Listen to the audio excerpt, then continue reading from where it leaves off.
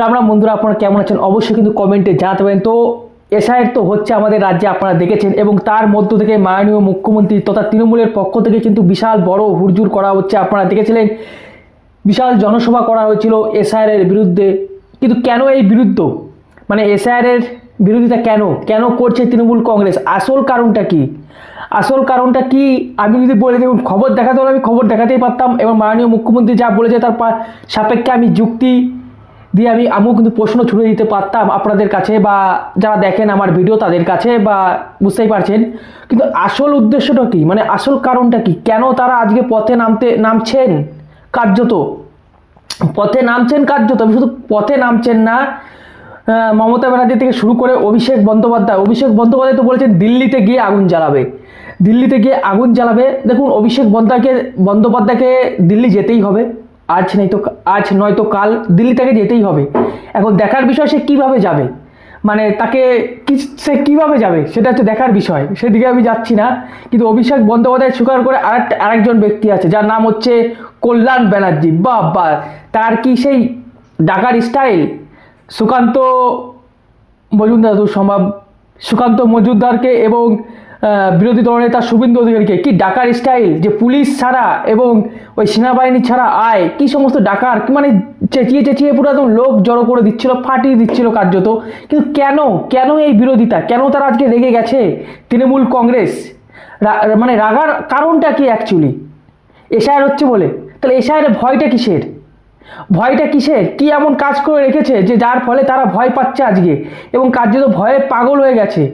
তো আপনাদেরকে আমি ছোট্ট করে, বেশি টাইম নেব না, দেখুন ছোট্ট করে জানিয়ে দিচ্ছি। দেখুন, এবিপি আনন্দ পত্রিকায় একটি খবর বেরিয়েছে, বা .com একটি খবর বেরিয়েছে, যেটি নিয়ে আমি পোস্ট করেছি সকালবেলা। আপনারা দেখতে পাচ্ছেন, সেখানে লেখা রয়েছে, দেখতে পাচ্ছেন, আমার স্ক্রিনেও দেখতে পাচ্ছেন, ভোটার তালিকার বিশেষ নিবিড় সমীক্ষা এসআইআর পশ্চিমবঙ্গে এখনো পর্যন্ত ম্যাপিংয়ে মিলেছে 32.6% ভোটারের তথ্য। ভালো করে শুনতে পাচ্ছেন, 32.6% ভোটারের তথ্য। সোমবার পর্যন্ত 2,45,71,114 ভোটারের তথ্য মিলেছে। যদিও রাজ্যের 294টি বিধানসভা আসনে ভোটারের সংখ্যা 7.5 কোটিরও বেশি। ভাবতে পারছেন, 7.5 কোটিরও বেশি ভোটারের সংখ্যা, সেখানে মাত্র 32% মানুষের ম্যাপিংয়ে মিলেছে। মানে ম্যাপিং তো চালু হয়ে গেছে, সেই ম্যাপিংয়ে মিলেছে মাত্র 32.32% মানুষের ভোটার কার্ড মিলছে। আর বাদ বাকি যে 68% রয়েছে, সেই 68%-এর ভোটের কিন্তু মিল পাচ্ছে না নির্বাচন কমিশন। এবং এটা যেটাই দিচ্ছে না নির্বাচন আধিকারিক, সিও দপ্তর থেকে সূত্র, মানে সিও দপ্তর থেকে এই নিউজটা কিন্তু জানানো হয়েছে, এই খবরটা কিন্তু পেশ করা হয়েছে। সিও দপ্তর থেকে এটা বলা হচ্ছে যে মাত্র 32% ভোটারের তথ্য মিলেছে, মাত্র 32% ভোটারের তথ্য মিলেছে। আর বাদ বাকি এখনও যে 68% রয়েছে, সে 68%-এর ভোটারের কোনো হদিশ নেই, কোনো তথ্য মিলছে না। আর যেখানে ভোটার সংখ্যা আমাদের রাজ্যে 7.5 কোটি, সেখানে মাত্র 2,45,71,114 জন ভোটারের মিল খুঁজে পাওয়া গেছে। ভাবতে পাচ্ছেন গোলমালটা কোথায়?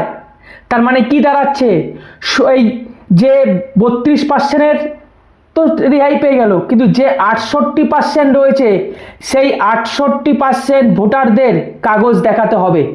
একদম পরিষ্কার পরিচ্ছন্ন কথা।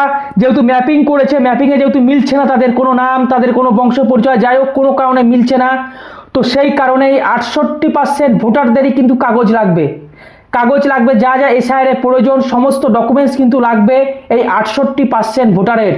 ভাবতে পাচ্ছেন তাহলে রাজ্যের মুখ্যমন্ত্রী কেন তিনি এতটা রেগে গেছেন? কারণ এটাই হচ্ছে আসল কারণ নির্বাচন কমিশন যে ম্যাপিং করেছে, সেই ম্যাপিংয়ে মাত্র 32% ভোটার ব্যাংক ভোট হচ্ছে বৈধ বলা যেতে পারে, এখানে বৈধ বলা যেতে পারে। আর 68%-কে দেখা যাচ্ছে কোনো মিলই পাওয়া যাচ্ছে না, তাহলে ভাবতে পাচ্ছেন কেন তারা রেগে গেছেন? কারণ এটাই হচ্ছে মূল কারণ। 68% কাগজ দেখাতে লাগবে, এবং কাগজ দেখাতে যারা পারবে না তারা অবশ্যই অবৈধ, এবং অবৈধ হলে তাদের নিয়ে কী হবে আমি নিজেও জানি না, আপনারা অবশ্যই কমেন্টে জানান। তো এই কারণেই কিন্তু তৃণমূল কংগ্রেস রেগে গেছেন, রাগাটা স্বাভাবিক। এবং এখানে আরেকটি তথ্য দিয়ে দিই, এটা আপনাদের হয়তো মনে আছে 2004 সালে মাননীয় মুখ্যমন্ত্রী যখন সরকারে ছিল না, যখন আমাদের পশ্চিমবঙ্গে সরকারে ছিল বামফ্রন্টের আমলের কথা বলছি, তখন 2004 সালে স্পিকারের মুখে কাগজ ছুঁড়ে মেরেছিলেন এবং একটি লিস্ট তৈরি করেছিলেন। সেই লিস্টে ঠিক কাদের কাদের নাম ছিল, সেই লিস্টে ঠিক কাদের কাদের নাম ছিল সমস্ত কিন্তু তথ্য আমার মনে হয় পৌঁছে গেছে নির্বাচন কমিশনের কাছে। এবং নির্বাচন কমিশন যে ম্যাপিং করেছে, যে মিল খুঁজে পেয়েছেন, মাত্র 32% ভোটারের মিল খুঁজে পেয়েছেন, আর 68% ভোটারের মিল পাচ্ছে না। তাহলে 68% ভোটারের কি হবে, তারা কারা? এবং এখন তো দেখা যাচ্ছে সবাইকে কাগজ দেখাতে হবে। এই 68% যে ভোটে মিল যাচ্ছে না, মানে খুঁজে পাওয়া যাচ্ছে না, মিল পায়নি, তাদের এখন কিন্তু কাগজ দেখাতে হবে। এরপরে আমাদের রাজ্যে যখন মাননীয় মুখ্যমন্ত্রী সভা করলেন, দেখুন মাননীয় মুখ্যমন্ত্রী অনেক বক্তব্য রেখেছেন, সেই বক্তব্য নিয়ে আমি ভিডিও করতে পারতাম, কিন্তু দেখুন আমার টাইম নেই, কারণ আমি এখানে কাজে এসেছি, কাজ করার পর আমি ভিডিও করি। আপনারা যদি সাপোর্ট করেন, আমার চ্যানেলে ভিডিও যদি দেখতে ভালো লাগে, যদি সাপোর্ট করেন, তবেই আমি আরও নতুন নতুন খবর নিয়ে আসতে পারবো, উৎসাহিত হবে। চ্যানেলটিকে সাপোর্ট করুন, লাইক করুন, যদি ভালো লাগে কমেন্ট করুন, আর কি ধরনের খবর দেখতে চান সেটা আমাকে জানান, তবে কিন্তু আমি বুঝতে পারবো, নাহলে কিন্তু আমি বুঝতে পারবো না।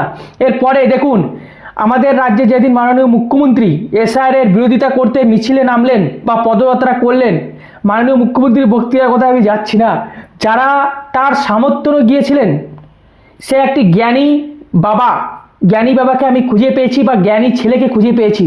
তার যে বক্তব্য সেটা আপনাদের সামনে আমি রাখছি, শুনুন তার বক্তব্য।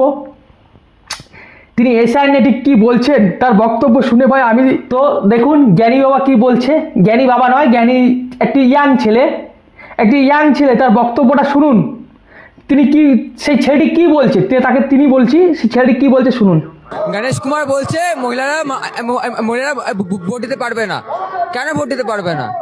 ওরা চক্রান্ত করছে পশ্চিমবঙ্গটাকে সারা জীবন, মানে জগবেদের মমতা ব্যানার্জি এত সুন্দর করে উন্নতি করছে, এরা চলছে। যত কোথায় বলা হয়েছে ভোট দিতে পারবেন? আপনি খোলেন দেখতে পারেন কি বলেছে। বলছে মহিলারা ভোট, মানে ভোট কেন্দ্রে ভোট দেবে কেন? ওই গণেশ কুমার বলেছে যে মহিলারা মানে ওই ভোট কেন্দ্রে ভোট দেবে কেন? মহিলারা বলতে কোন মহিলা? সে আমি বলতে পারবো না, মানে আমি বুঝতে চাই না। আমরা এখানে কর্মী, আমরা এখানে এসেছি। কে বলেছে এটা? কে বলেছে মহিলারা ভোট দিতে পারবেন? আমরা এটা নিয়ে বলছি। আপনি বুঝতে পেরেছি, আপনার কোন চ্যানেল বুঝতে পেরেছি, আপনার কোন চ্যানেল বুঝতে আপনার। তো আপনারা শুনলেন এক চটিচাটা অন্ধভক্ত, হ্যাঁ চটিচাটা অন্ধভক্ত, সে এতটাই অন্ধ হয়ে গেছে, সে কীরকমভাবে কথাটা বললো আপনারা শুনলেন। আগে তো তোর মুখ থেকে কথা বেরোচ্ছে না, এবং কি কথা বলল, নির্বাচন কমিশনার জ্ঞানেশ কুমার নাকি বলেছেন যে মহিলাদের ভোট দেওয়া যাবে না। এতটা মূর্খ, মানে নিশ্চয়ই দেখতে পাচ্ছেন অল্প বয়স, তার মানে স্টুডেন্ট হবে, তো কীভাবে মিথ্যে কথা বলছে শুনলেন আপনারা মিডিয়ার সামনে এসে। এবং লাস্টে যখন বলতে পারলেন না, যখন এনবি চ্যানেলের যিনি সাংবাদিক মানে রিপোর্টার, তিনি যখন প্রশ্ন করলেন যে কখন বলেছে, কোথায় বলেছে, তখন ছেলেটি কী বললো যে বুঝতে পেরেছি আপনি কোন মিডিয়ার বুঝতে পেরেছি। মানে এই হচ্ছে অন্ধভক্ত চটিচাটা কি বলবো, চটিচাটা ছেলে, দেখতে পাচ্ছেন। আচ্ছা আমার প্রশ্ন হলো, নির্বাচন কমিশনার জ্ঞানেশ কুমার কখন বলেছে যে মহিলাদের ভোট দিতে দেবো না? দেওয়ার কি দরকার ভাই? আমি তো এখনো এরকম নিউজ কখনো শুনিনি, কিন্তু আমি দেখলাম এনাকে খুঁজে পেয়েছি, এবং এই ছেলেটার ভিডিও খুব ভাইরাল হচ্ছে। ইনি এসেছিলেন ওই মাননীয় মুখ্যমন্ত্রীর পদযাত্রার সামর্থ্য নেই। তো এরকমই মাল কিন্তু কিছু আছে, এরকমই ছেলে কিছু আছে তৃণমূল কংগ্রেসের ভিতরে, যারা এরকমই গুজব ছড়াচ্ছে। এনাদের মাথায় কি আছে, বা এর মাথায় যে কি আছে, এটা কিন্তু পাঠানো উচিত বিদেশে, এটা পাঠানো উচিত। যে কি কোথায় পেয়েছে নিউজটা, কোথায় পেয়েছে, মানে একটা লিমিট থাকা উচিত তো চটিচাটার, একটা তো লিমিট থাকা উচিত। কী ভাবছে ছাত্র নেতা হবে? আর একজনের ভিডিও দেখাবো, তিনি তো ডিজিটাল যোদ্ধা, তিনি এমন একজন মহিলা, তার নাম আমি জানি না, তার ভিডিও আমি দেখাবো। তিনি বলছেন পশ্চিমবঙ্গে কোনো অবৈধ বাংলাদেশি ভোটার নেই, আমাকে একজনা দেখান, একজনা দেখান, এই কথা তিনি বলছেন। শুনুন শুনুন শুনুন, আপনারা শুনুন, মানে আমি হাসবো না কাঁদবো আমি খুঁজে পাচ্ছি না, শুনুন। সে কতজন মুসলমান অনুপ্রবেশকারী আছে? আমি বলছি একজনও নেই, একজনও নেই। ওরা একজনকে আমার সামনে এনে দাঁড় করাক, একজনও মুসলমান অনুপ্রবেশকারী নেই। শুনলেন দিদি কি বললেন? একজনও বাংলাদেশি অনুপ্রবেশকারী নেই আমাদের দেশে, একজনকে এনে দেখাতে বলছেন। মানে আমি কি বলবো এই দিদিকে, আপনারাই কমেন্টে জানান। আমি আপনাদের সামনে একটি ভিডিও রাখছি, এর আগেও একটি রেখেছিলাম যেখানে বলেছিলাম অভিষেক বন্দ্যোপাধ্যায়কে ট্যাগ করতে, আজকে বলছি এই দিদিকে ট্যাগ করতে। এই দিদির নামটা আমি জানি না, আপনারা জানাবেন এই দিদি কে, এই দিদি কে, মানে আমি খুঁজে পাচ্ছি না। এনারা কারা, এনারা কারা, এনারা পশ্চিমবঙ্গে ঠিক কোন জেলায় বসবাস করেন? এবং তারা কি নিউজ চ্যানেল কি দেখে না যে কীভাবে বাংলাদেশি অনুপ্রবেশকারীরা পালাচ্ছে ভাই, এবং রীতিমতো পশ্চিমবঙ্গের পুলিশকে অ্যারেস্ট করছে। প্রায় এখনও পর্যন্ত 95 জনকে অ্যারেস্ট করা হয়েছে পশ্চিমবঙ্গ থেকে অবৈধ বাংলাদেশিদের। দিদি কি দেখেননি? না দেখলে আমার এই চ্যানেলের ভিডিওটা ট্যাগ করুন তাদেরকে, আমি দেখাচ্ছি আপনাদেরকে। দেখুন, আপনারা একটি ভিডিও দেখুন, তাহলে বুঝতে পেরে যাবেন। বাংলাদেশের থেকে আইছি, আসার পরে দেখাচ্ছে তামিলনাড়ু ছিলাম, আপনার আইলার আগে আসা। এবার আসার পরে এদের সাথে যোগাযোগ হয়ে এখানে বিয়ে শাদী করিয়ে এখানে মনে করেন জমি জায়গা সবই কিছু আছে। এখন বর্তমান আমার নামে দেখাচ্ছে, আমার শাশুড়ি হয় আর প্লাস শ্বশুর হয় উনি, এবার তাদের নামে আমার দেখাচ্ছে ডকুমেন্টস করা। আমার নাম ছিল তো রাশিদুল গাজী, এখন এখানে দেখাচ্ছে আব্দুল গাজী। আগে তো সবাই চোরাই ভাবাতে এসতো, বহুত লোক এইছে, আমি বলি তো না, হিসেব করতে গেলে তো অনেকেই আছে। যে সময় সিপিএম এখানে ক্ষমতায় ছিল, ওই পার্টি অফিস থেকে ওদের কাছ থেকে একটা সার্টিফিকেট নেওয়া, সেখান থেকে কার্ড হয়ে গিয়েছে আস্তে আস্তে। ওই কার্ডটিকে মাধ্যমে আধার কার্ড হাবি জাবি সমস্ত কিছু করে নিয়েছে। আপনারা ভিডিওটি দেখলেন, এই দিদিকে ট্যাগ করুন। এবং এই লোকটি কি বললো? সিপিএম এর আমলে, ভাবতে পারছেন সিপিএম এর আমলে এসেছেন তারা, তিনি একা তো আসেননি, আরও অনেকজনা এসেছেন। তার নাম ছিল কি গাজিদুল না কি একটা বললো, আর এই ভারতবর্ষের নাম হচ্ছে অন্য। তো তাদেরকে এনেছে কে? সিপিএম এর আমলে তারা এসছে, এবং সিপিএম এর আমলে তাদেরকে একটা কাগজ দেওয়া হয়েছিল। ভাবতে পারছেন, ভাবতে পারছেন ঠিক সিপিএম এর আমল থেকে শুরু করে মাননীয় মুখ্যমন্ত্রীর আমলে কত অবৈধ বাংলাদেশি ঢুকেছে। তো এই ভিডিওটি ওই দিদিটাকে ট্যাগ করুন, যে দেখুন আপনি বলছেন একজনও বাংলাদেশি নেই, তো এই ব্যক্তি কি, এই ব্যক্তিকে, এই ব্যক্তিকে অবশ্যই কমেন্টে জানাবেন, আর দিদিকে ট্যাগ করুন।